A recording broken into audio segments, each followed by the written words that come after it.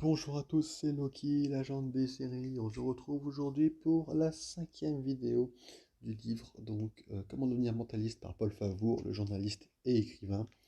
On se retrouve aujourd'hui pour finir la section Comment apprendre. C'est la quatrième et dernière partie de cette section-là. On va donc finir, j'ai regardé, il n'y a que des trucs un peu sur les PNL, du coup quasiment. Vous savez, les petits détails à remarquer sur les gens pour un peu les mentaliser. La partie qui en général intéresse le plus les mentalistes débutants. En tout cas, j'ai bien dit, en cas de généralité. Donc on va commencer tout de suite, sans plus attendre. C'est parti. Donc, l'usage des larmes. Les larmes jouent un rôle primordial. Il s'agit de détecter, là encore, la nuance et l'intensité de la larme. L'œil humide peut justifier que votre interlocuteur a un rhume, ou bien, plus fréquemment, qu'il s'est animé d'une passion certaine au point de l'émouvoir et de mouiller son regard. Les individus ainsi touchés sont des êtres humains passionnants qui auront beaucoup à vous apprendre. Il suffit de bien les différencier des larmes de crocodile, des charmeuses et autres aguicheurs. Un bon oignon peut faire l'affaire, les comédiens le savent. Donc, restez sur vos gardes. Encore une fois, plus vous aurez affaire à ce genre de personnes, plus vous apprendrez à dissocier les vraies larmes des fausses. Le doigt dans l'œil. La façon dont bouge votre doigt ou celui de votre interlocuteur, dans et près de l'œil, influence votre communication avec autrui. Le plus souvent, on se frotte les yeux lorsqu'on a une très forte envie de dormir, et cela depuis la plus tendre enfance. C'est aussi la manifestation d'un certain ennui ou une feinte d'ennui de votre interlocuteur. Jusqu'à quel point est-il réellement fatigué? Il peut y avoir, en effet, tromperie de la part de votre interlocuteur pour en faire diversion, tout simplement. Ce geste est souvent utilisé par les magiciens ou les mentalistes. Il permet de détourner l'attention. Vous ne regardez plus que l'œil de votre interlocuteur et, pendant ce temps, il s'amuse à faire toute autre chose. Un grand classique. Plutôt que de regarder l'œil à cet instant, gardez votre attention sur le reste du corps, souvent plus révélateur encore. Peter Shea évoque ainsi la main portée au visage sur un œil clos pour émettre un avis silencieux, un refus poli à une idée sans réellement l'exprimer. Non pas qu'il soit en désaccord total, mais bien dans ce cas-là où cette idée le gêne ou le touche. C'est ici que le mentaliste peut jouer son rôle et analyser cette phrase d'approche. Le mouvement du doigt vers l'œil peut avoir d'autres sens. Retenez globalement qu'un mouvement en périphérie, vers les tempes, le nez ou le front, se concentre vers l'intérieur de l'œil, indique généralement une gêne vis-à-vis d'autrui, que ce soit un désaccord, une mésentente ou une déception.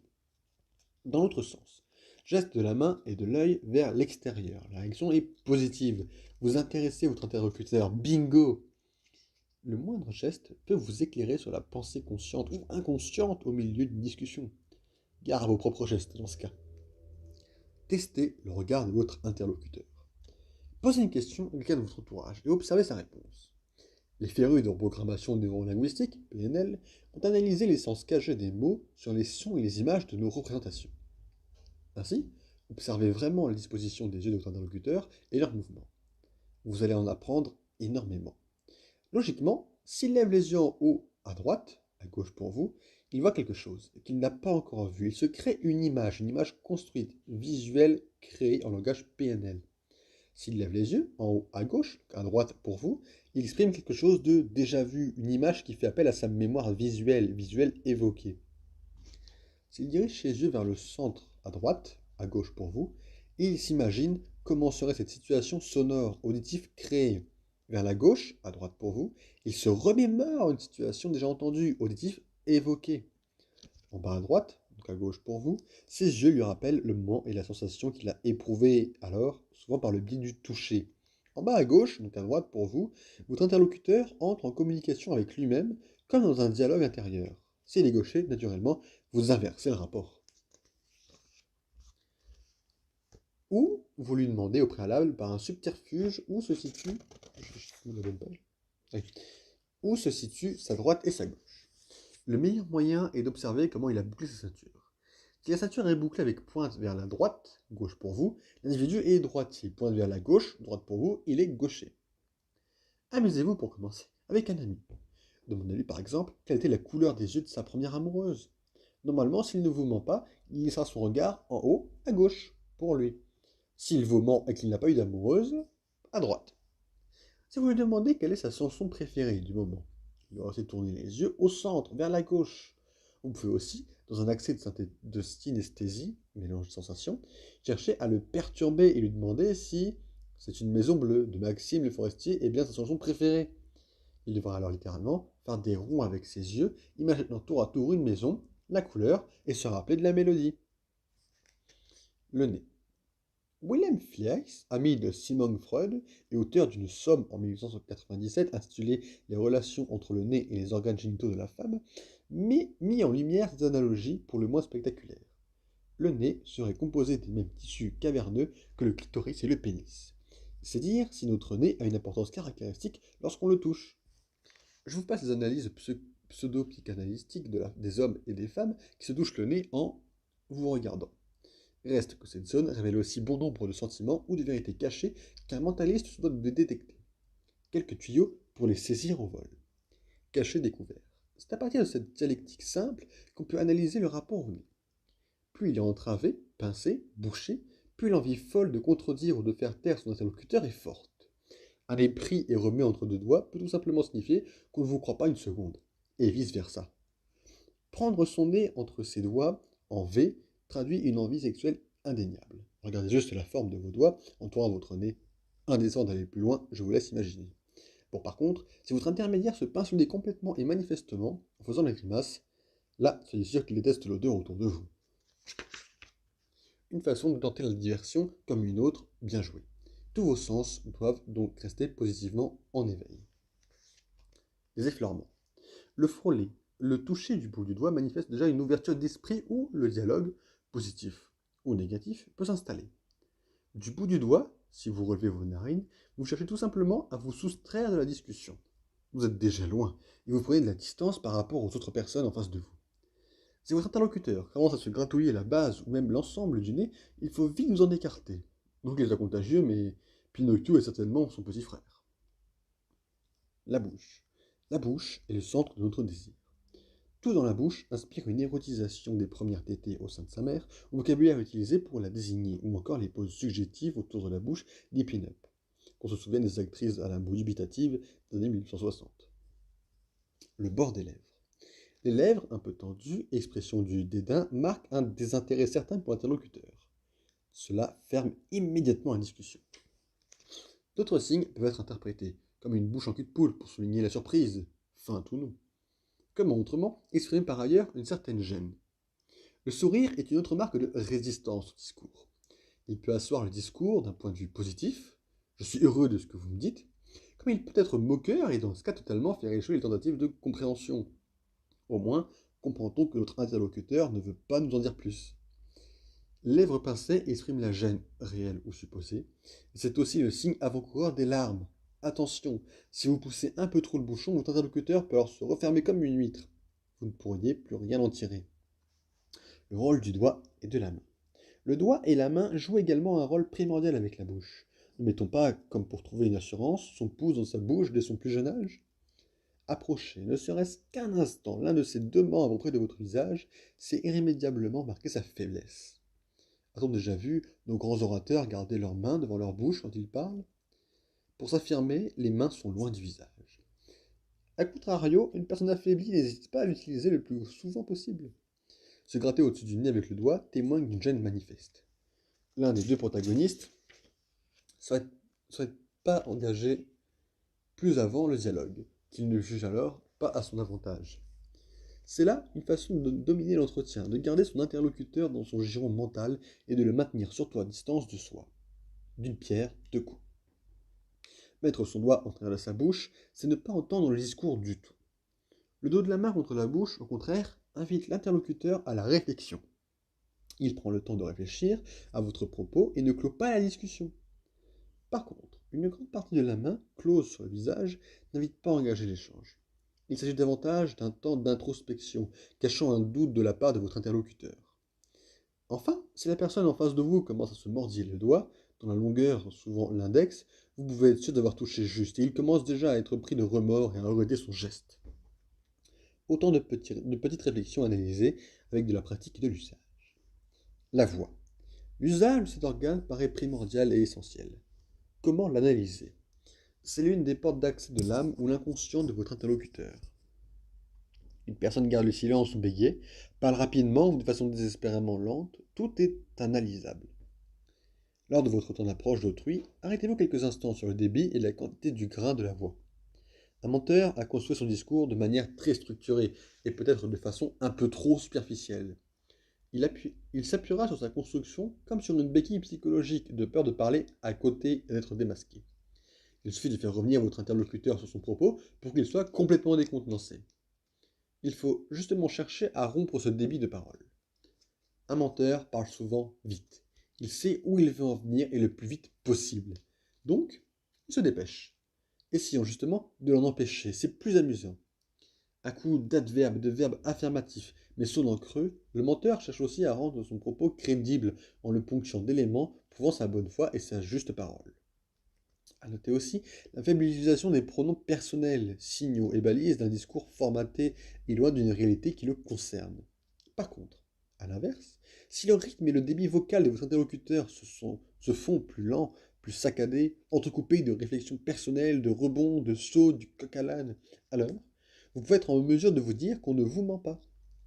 Pour déceler aussi ces menteurs potentiels, amusez-vous, ça marche dans pas mal de domaines, à poser une question qui n'a pas de réponse que oui ou non, sans autre choix.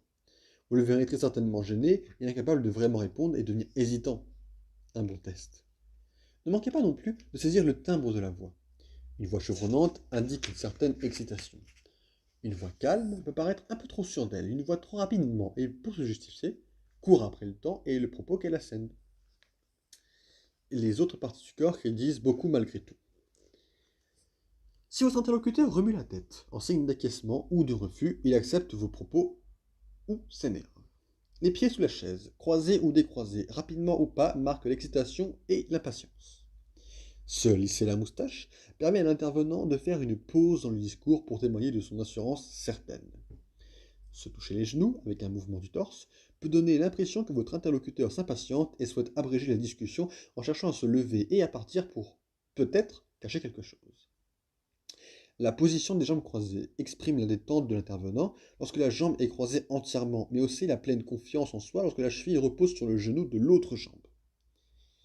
Si vous êtes suffisamment près l'un de l'autre, comme le fait souvent Patrick Jane quand il s'entretient avec une personne, l'apparition de quelques gouttes de transpiration, tout comme quelques rougeurs, traduit l'énervement, voire la peur de votre interlocuteur.